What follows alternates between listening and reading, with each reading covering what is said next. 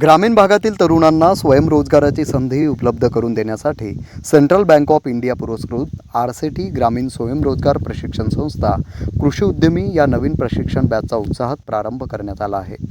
कार्यक्रमाच्या उद्घाटनावेळी संस्थेचे संचालक सत्यनारायण लाल दास यांनी प्रशिक्षणार्थींना मार्गदर्शन केले।